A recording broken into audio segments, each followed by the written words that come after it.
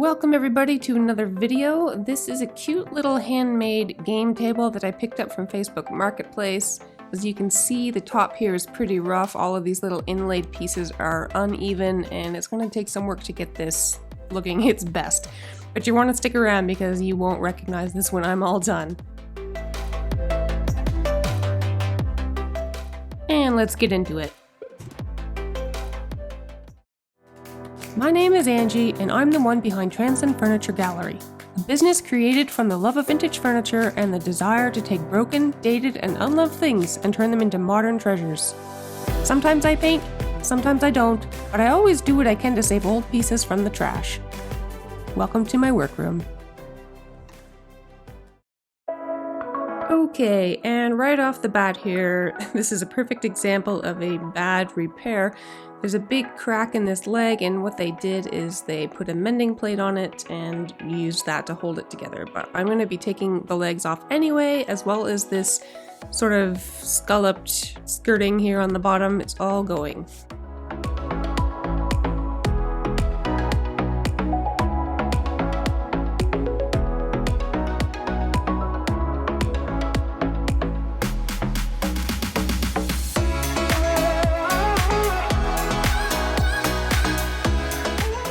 Took a little bit to get this off, but I can't wait to see these terrible legs gone.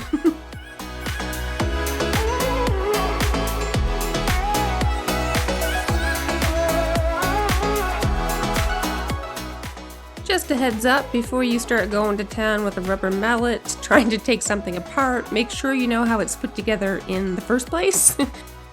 This one was just held on by some finish nails, so I had no problem taking the mallet to it to take this apart quickly.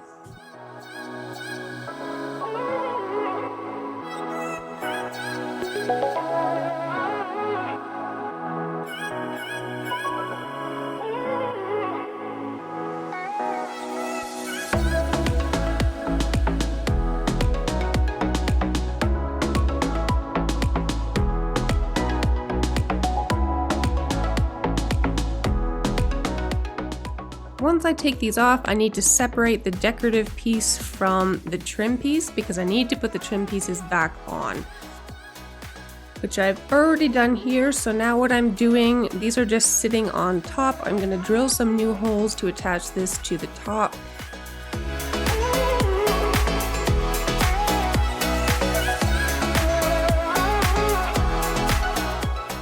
If you're drilling holes for screws and you don't have a countersink bit, that's okay. You can just use a bigger bit, just to go down a tiny bit, enough to hide the head of the screw.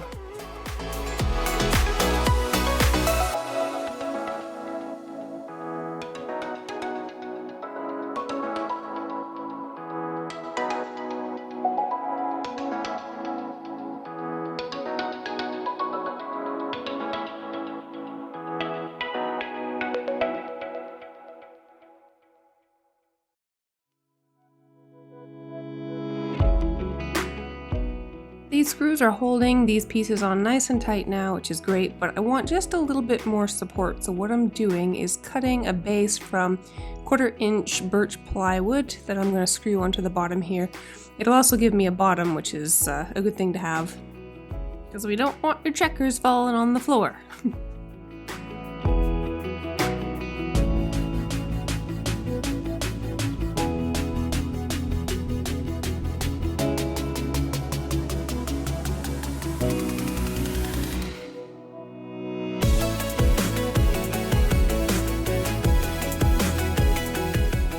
One of these days I will get a table saw, but for now this works just fine.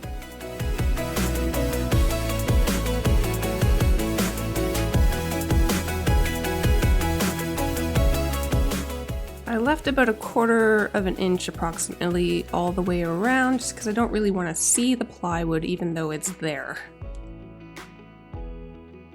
I'm adding long mid-century tapered legs to this piece, so I need to apply these leg plates first.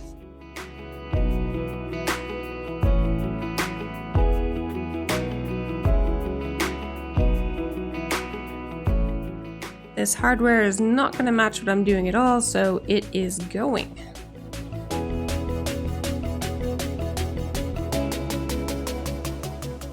I'm leaving the top of the piece wood, but I'm going to paint everything else, so I'm just giving the rest of it a bit of a scuff sand here.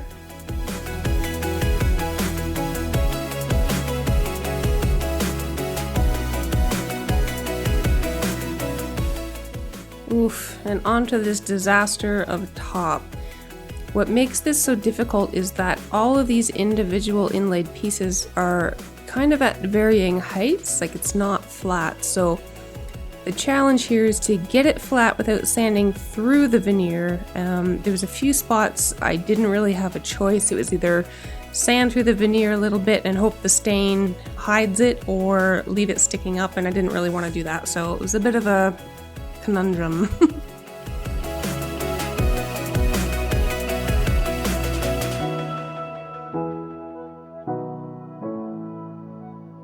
These little pieces weren't perfectly squared up against each other either, so I'm using some walnut wood filler here to just fill in the gaps. I'm going to let this dry, sand it down, and then the stain will go right over top and you won't even know the putty is there, except that you won't see all these gaps.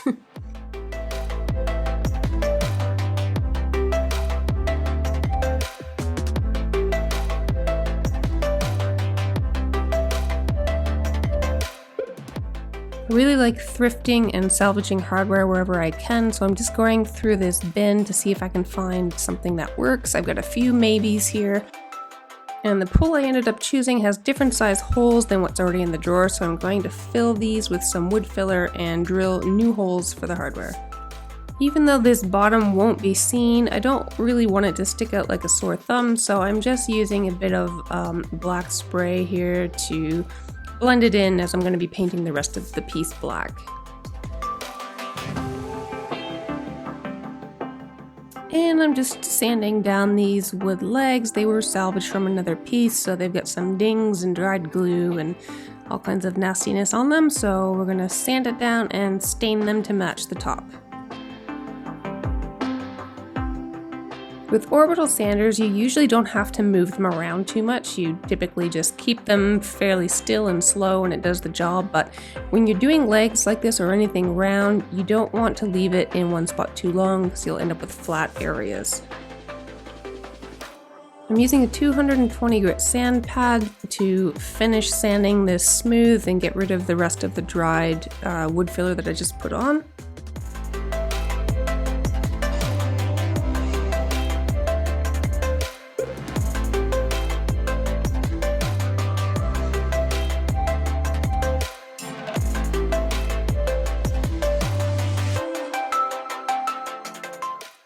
Coming along now, it's starting to feel a lot smoother on the surface, and I'm super happy with how this is turning out.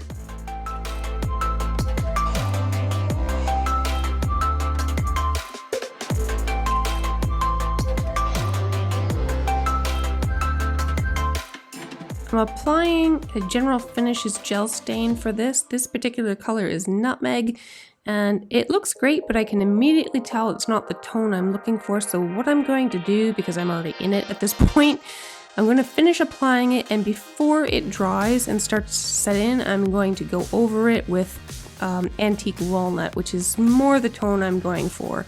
And what that's going to do is sort of blend these two colors together and give me a little bit of a cooler tone.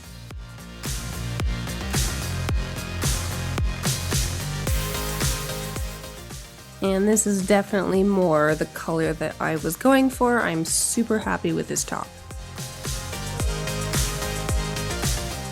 I'm doing my first coat now of Fusion Mineral Paint in the color Coal Black. I'm going to do 2 coats on this piece as there's already a primer coat, so I definitely won't need a third.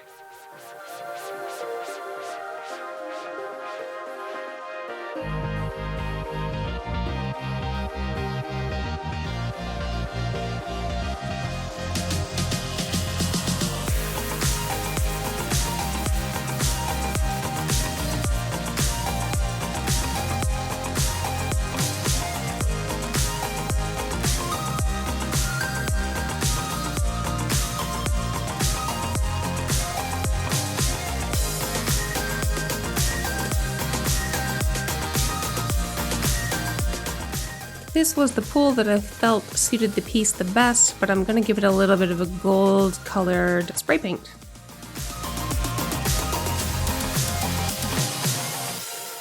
Excited to put these legs on and lift this baby off the ground.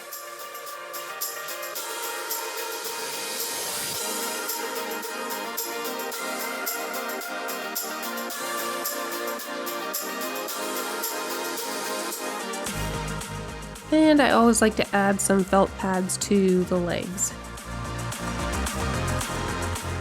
On to coat number 2 of the coal black. It's looking great so far. I'm in the home stretch now.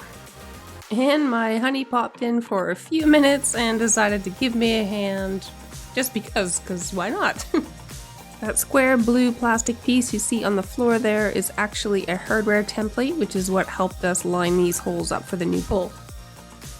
And I'm just applying some Odie's oil now to this top. It's a great product, it's non-toxic, it's food safe, it's highly water resistant when it's cured. It goes on as an oil but dries as a nice hard wax. You basically apply it in a circular motion, let it soak into the wood, usually somewhere between 20 minutes and 2 hours is kind of the best time frame. And then you just buff it off with a nice absorbent towel and you're good to go. Fusion mineral paint is nice because it actually has a built-in top coat, but every now and then I like to add a little bit of extra protection, which is what I'm doing here. This is Fusion Beeswax and Hemp oil combination. And now I'm just wiping the Odie's oil off and I'm going to give it a little buff. Thanks for sticking with me through this project. It's not a big one, but it was definitely a fun one. I've enjoyed it. And if you've enjoyed it, feel free to give me a thumbs up, leave a comment below, tell me what your favorite part is, and I'll see you at the next video.